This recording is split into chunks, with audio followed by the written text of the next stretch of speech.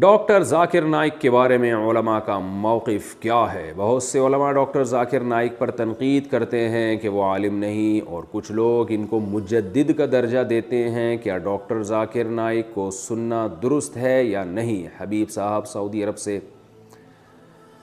دیکھیے، ڈاکٹر ذاکر نائک کے بارے میں افراط و تفریط ہے۔ کچھ لوگ تو ان کو بہت ہی بڑھا دیتے ہیں کہ کل میرے پاس وراثت کے مسائل کے لیے لوگ آئے تھے تو میں نے ان کو مسئلہ بتایا، بنوری ٹاؤن کا فتویٰ بھی تھا ان کے پاس۔ میں نے کہا کہ یہ بھی فتویٰ وہی ہے جو میں بتا رہا ہوں آپ کو۔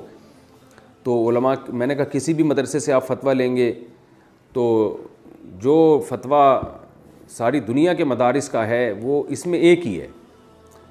تو وہ کہہ رہے ہیں ڈاکٹر ذاکر نائک سے ہم نے سنا ہے، کچھ یوں کہہ رہے تھے، کچھ یوں کہہ رہے تھے۔ تو میں نے ان سے کہا کہ دیکھیں، ڈاکٹر ذاکر نائک سے آپ نے جو سنا ہے، مجھے نہیں پتا وہ آپ سمجھے بھی ہیں کہ نہیں سمجھے، ڈاکٹر ذاکر نائک کا موقف کیا ہے، اور یہ بھی نہیں مجھے پتا کہ وہ اس بارے میں صحیح کہہ رہے تھے غلط کہہ رہے تھے، لیکن ہر شخص کی ایک فیلڈ ہوا کرتی ہے۔ تو میں کیا، بڑے بڑے علماء یہی بتاتے ہیں کہ ڈاکٹر ذاکر نائک کی جو فیلڈ ہے وہ ہے ادیان عالم، ان میں تقابل، بہت سارے دین مذاہب کے بارے میں ان کو بہت زبردست معلومات ہیں اور بے پناہ غیر معمولی حافظہ ہے۔ تو اس حافظے کی بیس پہ وہ فی البدیہی ہی جواب دیتے ہیں، اس میں ان کی بہت تیاری ہے۔ تو یہ ان کی فیلڈ ہے، اس میں دنیا ان کی محتاج ہے۔ اس فیلڈ میں اور بھی بہت سے علماء ہیں، لیکن جس طرح سے ڈاکٹر ذاکر نائک نے جدید طریقوں کو استعمال کیا اور بے پناہ حافظے کا استعمال کیا، اس میں میری معلومات کی حد تک ان کی کوئی مثال نہیں ملتی۔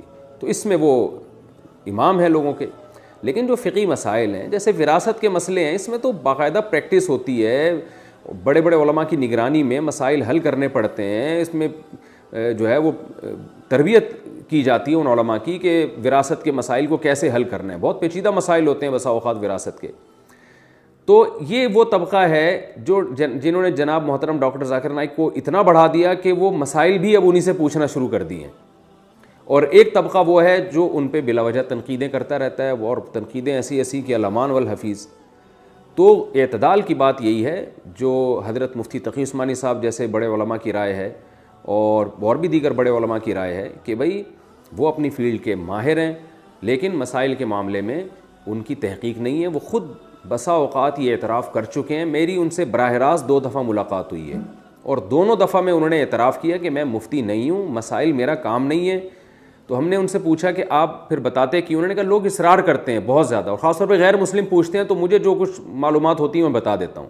اور انہوں نے یہ بھی بتایا کہ مسائل کے معاملے میں میری آراء میں رجوع بھی بہت ہوا ہے، تبدیل بھی بہت ہوئی ہے، کہ پہلے مجھے کچھ مسائل تھے جن کی پوری تحقیق نہیں تھی، میں نے بتا دیا، لیکن پھر مجھے احساس ہوا، جس میں انہوں نے 3 طلاق کے مسئلے کے بارے میں بتایا کہ پہلے میری رائے یہ تھی کہ 3 طلاقیں ایک ہوتی ہیں، تو میں برملا بتاتا تھا، بعد میں اور ریسرچ کی تو پتہ چلا کہ نہیں، بھی ایک اس کے مقابلے میں ایک دوسری بھی بہت مضبوط رائے موجود ہے۔ تو میں نے پھر ان سے کہا کہ آپ مزید مطالعہ کریں گے تو اور اس میں آپ آگے بڑھیں گے۔ تو خیر، میری کیا اوقات ان کے سامنے، یعنی جو جس فیلڈ میں وہ چل رہے ہیں تو اس میں میری کوئی اوقات نہیں ہے۔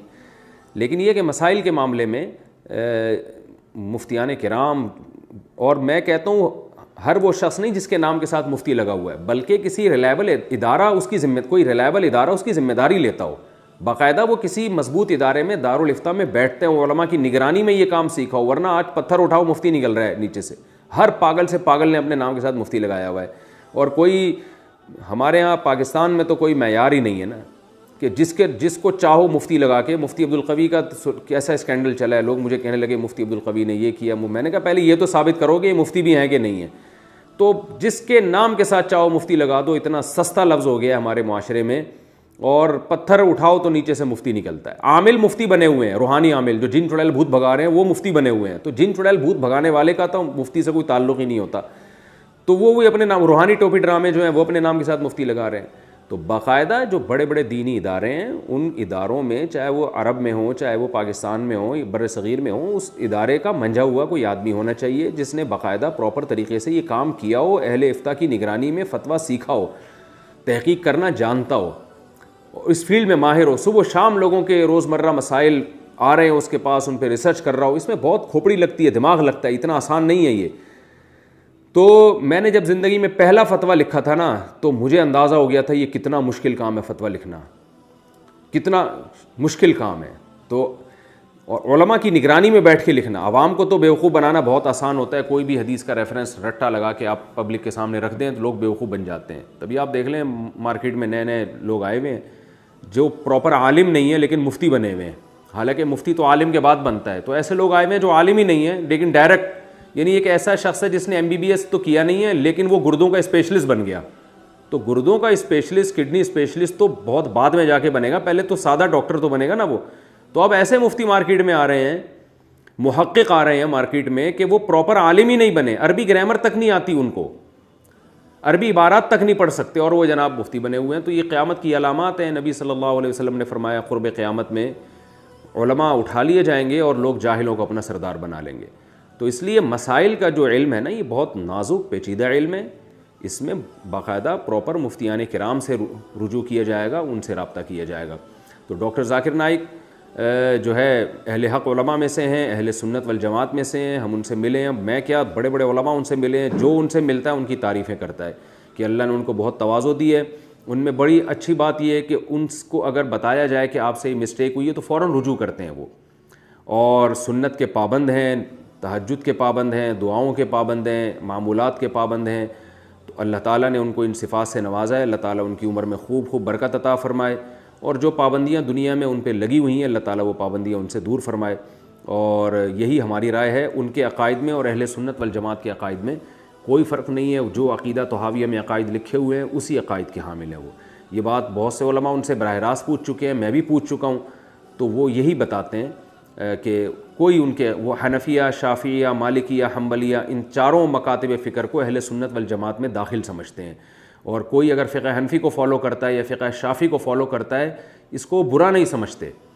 بلکہ جب میری ان سے براہ راست بات ہوئی تھی تو انہوں نے خود بتایا تھا کہ پوری دنیا میں ان کی ریسرچ کے مطابق سب سے زیادہ فقہ حنفی کو فالو کیا جاتا ہے. 50% لوگ ہیں جو فقہ حنفی کو فالو کر رہے ہیں اسلام میں، مسلمانوں میں. اور انہوں نے بتایا کہ 30% لوگ فقہ شافعی کو فالو کرتے ہیں، 17% فقہ مالکی کو، 2% لوگ فقہ حنبلی کو، اور 1% لوگ ایسے ہیں جو ان چاروں میں سے کسی فقہ کو فالو نہیں کرتے.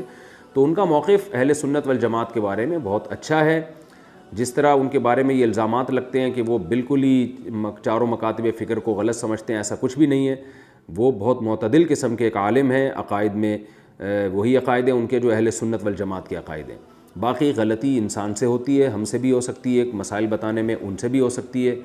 تو ان غلطیوں کی بیس پر کسی کو گمراہی کا فتویٰ نہیں لگایا جا سکتا، بلکہ یہ کہا جائے گا کہ بھئی یہ اس معاملے میں ان سے یہ خطا ہوئی ہے اور اس کی دلیل یہ ہے، جیسے کہ علماء کا ایک بات کرنے کا طریقہ ہوتا ہے.